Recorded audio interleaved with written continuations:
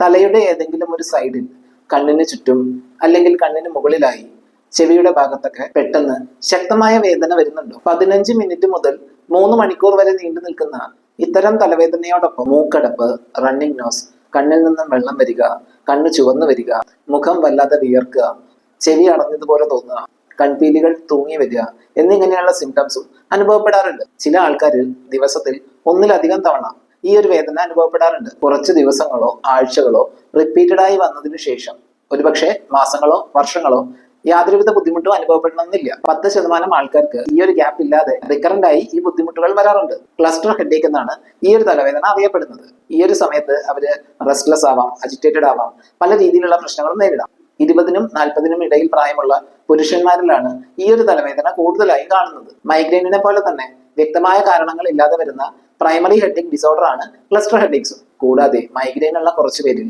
പിന്നീട് cluster headaches develop ചെയ്യാറുണ്ട്. കറക്റ്റായ case ടേക്കിങ്ങും physical എക്സാമിനേഷനും ആവശ്യമെങ്കിൽ ഇൻവെസ്റ്റിഗേഷൻസും നടത്തിയെങ്കിൽ മാത്രമാണ് കൃത്യമായി ക്ലസ്റ്റർ ഹെഡേക്സ് ഡയഗ്നോസ് ചെയ്യാനും അതിനാവശ്യമായ മെഡിസിൻസ് സെലക്ട് ചെയ്യാനും സാധിക്കും. മൈഗ്രെയിനിനെ പറ്റിയുള്ള കൂടുതൽ ഇൻഫർമേഷൻസിന് സബ്സ്ക്രൈബ് ചെയ്യുമല്ലോ. ബൈ.